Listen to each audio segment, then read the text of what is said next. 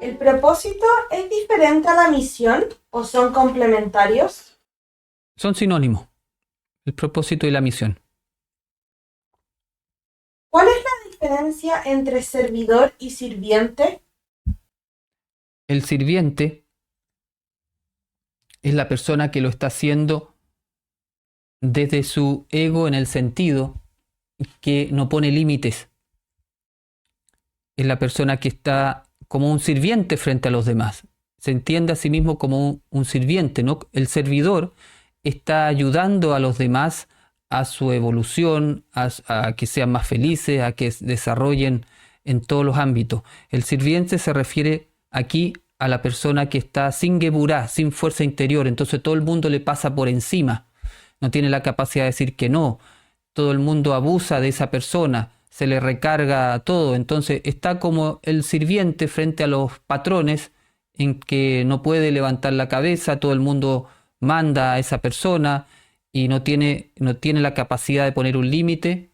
Eso entonces está simbolizando eso al sirviente, por eso hacemos la diferencia entre el sirviente y el servidor. El servidor tiene un koach, un poder, tiene la capacidad de poner límites, tiene la capacidad del amor, tiene todo lo que hablamos del koach. Entonces eso lo constituye servidor.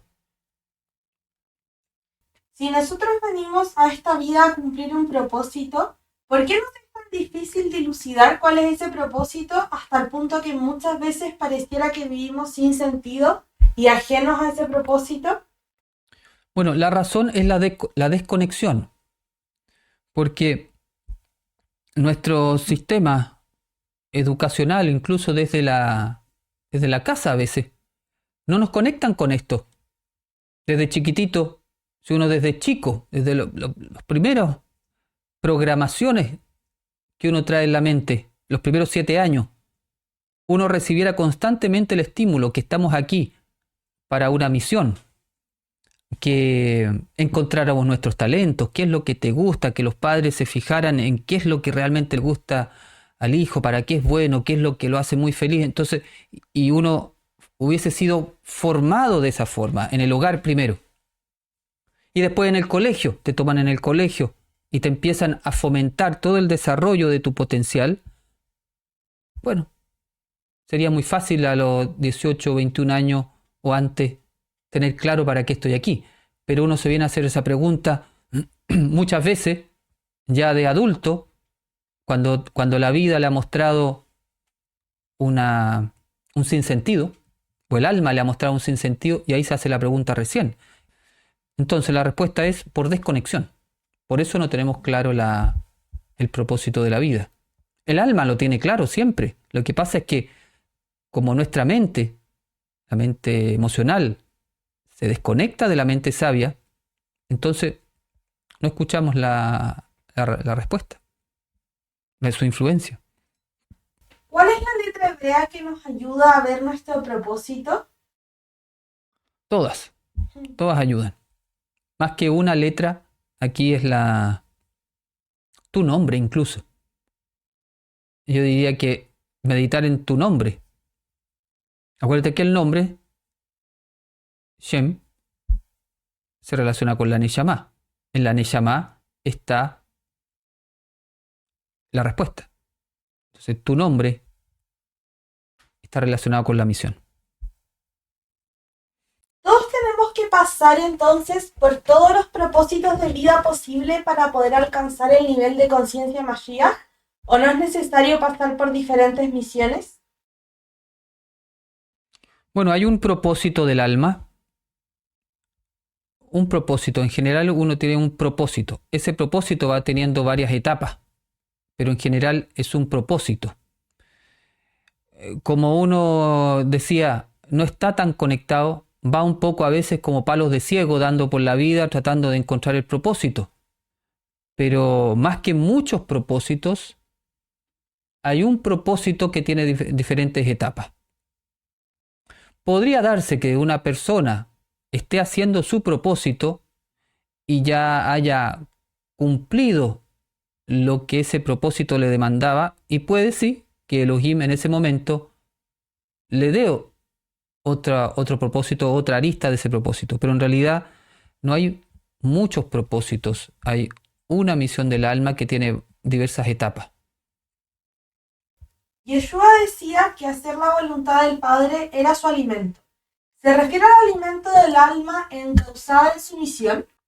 Claro, exactamente. El alimento de Yeshua era hacer la voluntad del Padre, cumplir su misión. Eso es. Cuando una persona está haciendo su misión, se está alimentando de un alimento espiritual constantemente. Porque si hay algo que alimenta el alma, es hacer la misión. Prácticamente ya no hay trabajo. Generalmente el trabajo, la mayoría de las veces se asocia al trabajo como algo más bien pesado, más bien sufriente. Ah, qué bueno que mañana es feriado porque no tengo que ir a trabajar, ¿no? Ojalá que, ¿cierto?, que den más vacaciones. Generalmente el trabajo se asocia con algo muy pesado. Pero en el momento que uno empieza a encarnar la misión de la vida, ya el trabajo y tu hobby se mezclan. Tú no sabes cuándo estás trabajando y cuándo estás de vacaciones. Dice, bueno, me encanta a mí estudiar la Torá, la Kabbalah, y trabajo en ello. Ya dice, y cuando salga de vacaciones, ¿qué voy a hacer? Voy a seguir estudiando la Torá, voy a seguir estudiando la Kabbalah. ¿Y cuál va a ser la diferencia? En realidad ninguna. Me voy a levantar a la misma hora porque me gusta levantarme temprano, estudiar y a meditar y hacer esto. Entonces al final se te mezclan las dos cosas porque el propósito de la vida, la misión, ya no es una carga. Ahí también hay un punto importante. Cuando estás haciendo la misión, tu propósito no es un trabajo, no está asociado al trabajo, no es una carga, vamos a llamarlo. Es un trabajo, pero es un trabajo hobby, que no lo sientes como una carga. ¿Será que las herramientas que nos han dado, dinero, bienes materiales, etcétera, las hemos tomado como un fin en sí, en vez de un medio para encontrar ese propósito? Sí, eso es una muy buena reflexión. Una de las cosas bonitas que tiene la Kabbalah es que no sataniza o no demoniza la materia. Para nosotros la materia es importante, lo físico, el cuerpo, el dinero, los bienes son importantes porque necesitamos comodidades, necesitamos una casa, ropa, alimentación, necesitamos que el cuerpo esté sano, como hablábamos. Entonces, el tema es que eso no se transforme en lo esencial. Entonces, cuando la sociedad le presta más valor a la materia, a lo material, o una sociedad más consumista, más materialista, entonces finalmente ocurre que el propósito de la vida que uno busca desde el ego va orientado a eso. Entonces, si uno hiciera una encuesta a los jóvenes de cuarto medio en Chile, no sé cómo se dice en otros países, o cuando están terminando la secundaria, y dice, bueno, ¿qué vas a estudiar tú? Lo más probable es que muchos, la mayoría, diga, bueno, una carrera que me dé mucho dinero. Más que diga que una carrera en la cual yo desarrolle mi alma o ponga mis talentos al servicio del prójimo.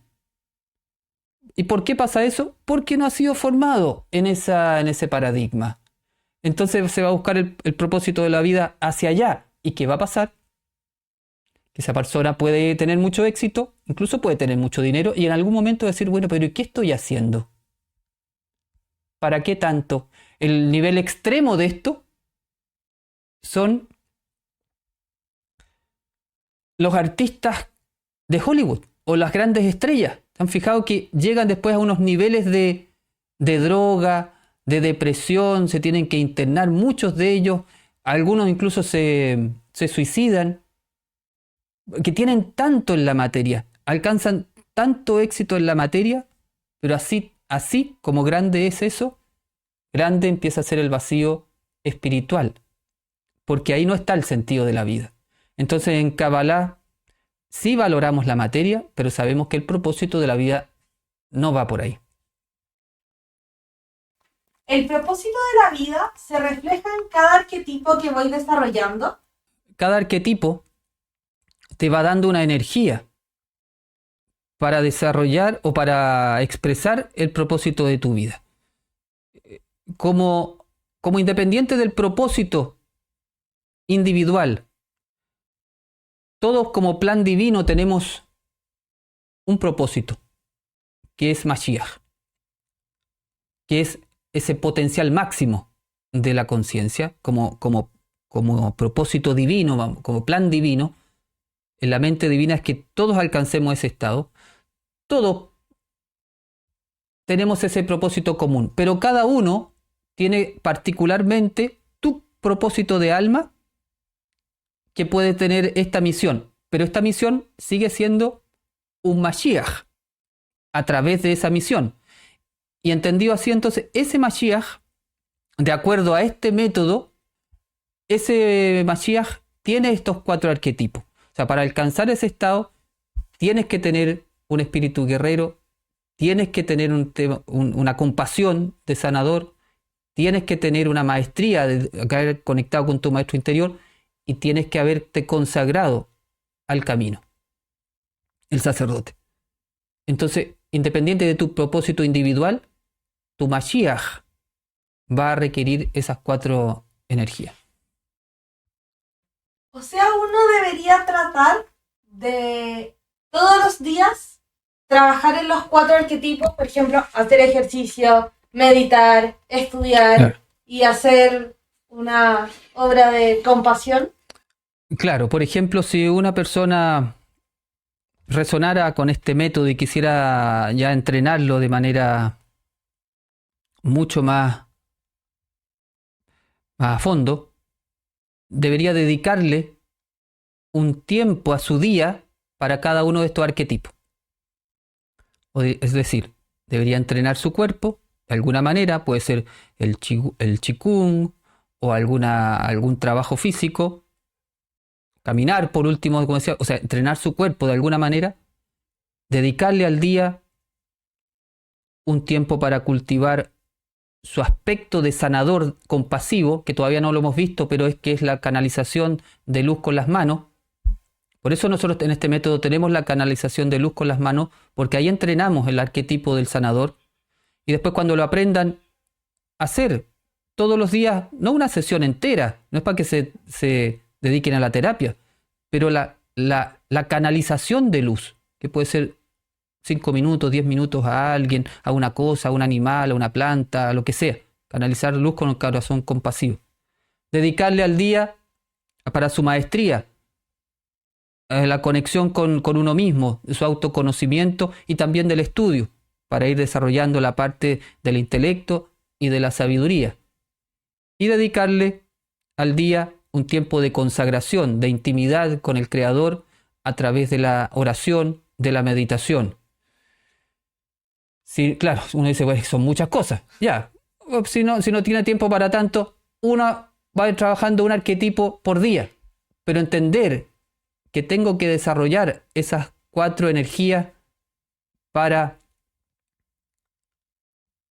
armar esta quinta esencia o manifestar esta quinta esencia que es Mashiach. Podemos decir que el trabajo lo venimos a hacer en este plano y por esto nos enraizamos en nuestras meditaciones. La materia es el medio, no el fin. Exactamente, la materia es el medio.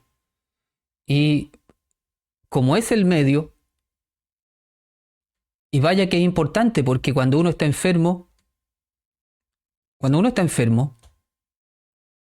se nos altera la mente emocional. Nos ponemos más irritables. No podemos hacer nuestro propósito de la vida porque nos desconectamos. La enfermedad física nos afecta mucho en la misión del alma. Por eso, Yeshua, como Mashiach, cuando se define a sí mismo, ¿eres tú el que tenía que venir? Le pregunta. ¿Y qué dice él? Dice, bueno, vayan y díganle a Yohanan lo que ustedes están viendo. Los ciegos ven, los sordos oyen, los cojos andan, los mudos hablan. Es decir, la gente sana. El Mashiach está directamente relacionado con la sanación. Por eso nuestro método tiene la sanación como parte de su entrenamiento. Entendemos al Mashiach como un sanador también.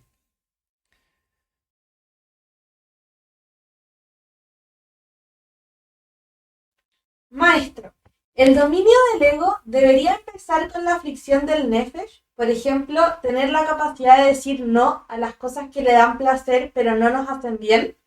Pregunto porque cuando estoy relajada en este aspecto más básico, se me hace más difícil controlarlo en el nivel emocional y mental. Y termino reaccionando de forma impulsiva cuando algo me hace algo que me enoja o me hace mal. ¿Cómo mejorar eso? Aún meditando todos los días, todavía caigo en sus trampas y solo me doy cuenta cuando ya estoy reaccionando. Sí, en los trabajos ya más iniciáticos del método, cuando uno ya se mete a entrenarlo, en esta etapa estamos como conociendo el método. Pero si después de conocerlo quisieran entrenarlo ya a fondo, claro, uno va pasando por entrenamientos específicos. Y dentro de esos entrenamientos está el trabajo del Nefesh, que tiene que ver con el cuerpo. Desde cosas tan domésticas como desarrollar la capacidad de ser ordenado con sus cosas, la capacidad de controlar lo que uno come, la capacidad, como decía, de ejercitar su cuerpo cuando el cuerpo no quiera, es decir, de someter al nefesh, al cuerpo, a hacer cosas que no quiere hacer. No significa que uno no se prive de todos los placeres, no se trata de eso, se trata de uno saber cuándo tener placer, la comida, por ejemplo, y cuándo no. Cuándo tener un placer como el descanso, por ejemplo, y cuándo no, cuando tiene que entrenar el cuerpo. El entrenamiento del cuerpo, que es lo más propio del Nefesh, por donde entra el Satán fácilmente, el entrenamiento del cuerpo te da un koach muy grande. El que logra dominar el cuerpo, como el que logra dominar su lengua, le da un koach, un poder muy grande. Por ejemplo, los que están en verano ahora, entrando el verano, aquí en el hemisferio sur, un muy buen ejercicio, aprovechen desde mañana, báñense con agua helada.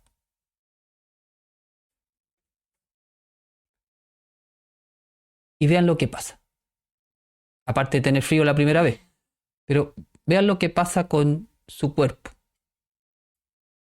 Pasan cosas, porque empieza a someter el cuerpo a situaciones que le incomodan. Y eso que está haciendo con su cuerpo lo tiene que hacer a partir de energías superiores que tienen que ver con el arquetipo del guerrero.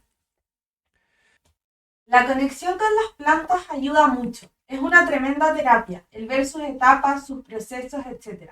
En lo personal, a mí me ayuda mucho a disminuir las velocidades y ritmos del día a día. Cuando te conectas con ella y con los animales también. Realmente te pone más sensible a todo lo que acontece a tu alrededor.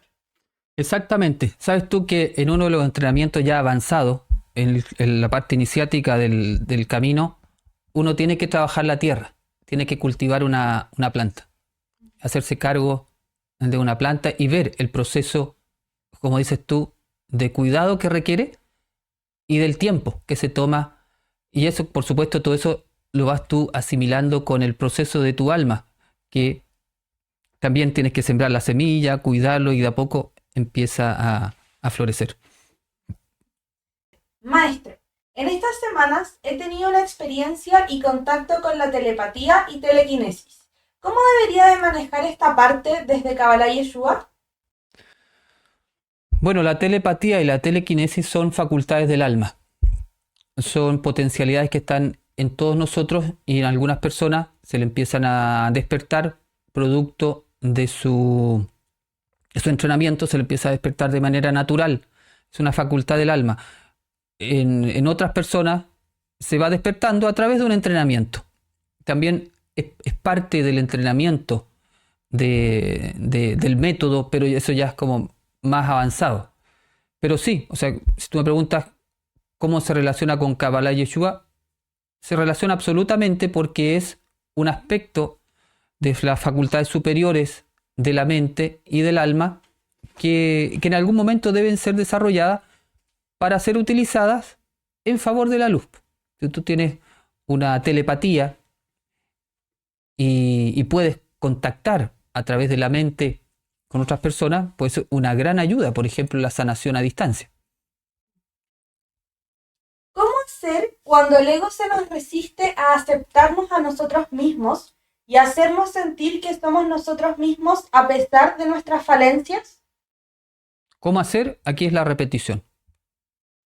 Todas estas ideas que hemos dado, sobre todo en este nivel, hay que estarlas reflexionando constantemente y ir llenando la mente, grabando la mente con estas ideas, porque finalmente lo que va haciendo el ego es justamente lo mismo, va grabando la mente con ideas contrarias a la verdad.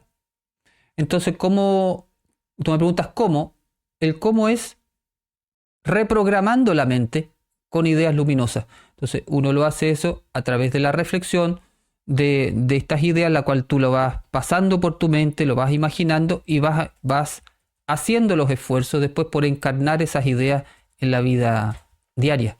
Es una reprogramación mental, es una alquimia mental. Es algo de todos los días y ahí vale el ejemplo que decía Juan Pablo. La mente es una tierra que hay que estarla cuidando permanentemente para que dé un buen fruto, todos los días. Si uno quiere avanzar en esto, tiene que tomar el cuidado de su mente como algo primordial. Y eso significa darle un espacio en tu día, en tu vida diaria, para cultivarla. Eso es lo que te va a hacer el cambio. A veces me pregunto qué puedo hacer por la humanidad y quiero hacer cosas prácticas y concretas. Ahora con esta clase siento el deseo de esforzarme en trabajar cada una de las etapas y descubrir el propósito de la vida con esta mirada de servicio a la humanidad. Claro, el mayor servicio, dice, que podemos prestar a la humanidad es consagrarnos a alcanzar Yejidá. Y es estar en el camino, estar en el proceso. Consagrarse no significa que uno lo haya alcanzado. Consagrarse es como decir, ya, desde hoy día, desde el punto donde estoy. Uno puede decir, a lo mejor estoy muy lejos de Yejidá. Ya, es cierto. Incluso puede que no lleguemos nunca en el sentido de que Keter, la corona, es un Eye, es un yo seré, es decir, es algo que está en constante expansión. Es como ir hacia el infinito. Entonces, ¿a qué voy? Que no es llegar a Yejidá, es consagrarse para llegar a Yejidá. Es decir, ¿sabes qué? Yo ya voy a dejar de vivir como estoy viviendo, voy a dejar esta vida en el ego, voy a enfocarme en el camino, voy a enfocarme en la luz. Da lo mismo el nivel de conciencia que tenga en este momento, pero me voy a consagrar a esto. Voy a consagrarme a esto. Ese movimiento interno, eso es un gran servicio a la humanidad. Porque esa consagración va a significar que tú empieces a hacer cosas diferentes. Vas a empezar a hacer todo. Consagrarse es dedicar todos los esfuerzos, ¿cierto? Eso es consagrarse. Cuando uno no está consagrado a algo, dice, a ver, sí, yo aprendí que tenemos que tener paciencia con los demás y ser tolerante y está bien. Si uno no está consagrado, lo sabe intelectualmente. Pero cuando llega una persona pesada y dice algo pesado, igual le responde. ¿Por qué? Porque no ha hecho el movimiento interno de la... ¿Y qué hace el movimiento interno? Cuando hay un movimiento interno, una consagración, así con toda tu fuerza, tú haces todo lo posible con esa persona de no reaccionar. Todo lo posible por no responder desde la rabia. Es decir, das todo. Eso sería en simple. El que está consagrado da todo. Da toda su energía por el camino de la luz. No se guarda nada. No hay mezquindad. Y no se guarda nada. Yo puedo tener 1, 2 o 5 talentos. Da lo mismo. Pero el talento que das, lo das todo. Eso es consagrarse.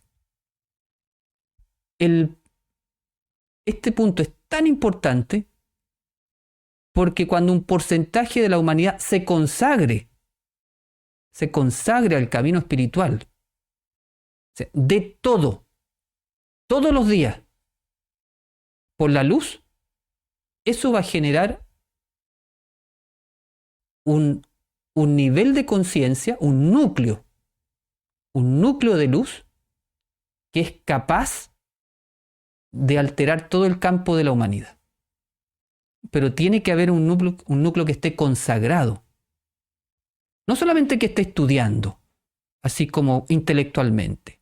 No solamente que esté probando la espiritualidad, sino que esté consagrado, que deje todo su energía hoy día para no reaccionar desde el ego y para sembrar la luz. Esa es la consagración. Y cuando una persona hace ese movimiento, es el mayor servicio que le puede dar a la humanidad. ¿Los 10 mandamientos son importantes para la misión del alma? Sí, los 10 mandamientos en realidad son algo extraordinario, son mucho más que mandamientos, son como herramientas sublimes de conexión con las leyes universales que rigen la Sefirot. Y claro, uno le llama mandamiento y eso así nos ha llegado, ¿cierto? Pero en realidad son las 10 palabras o los 10 enunciados, pero en el fondo son herramientas que permiten desarrollar al máximo cada una de las sefirot. Entonces, claro, uno tiene esa idea de mandamiento como una obligación o algo que tiene que cumplir.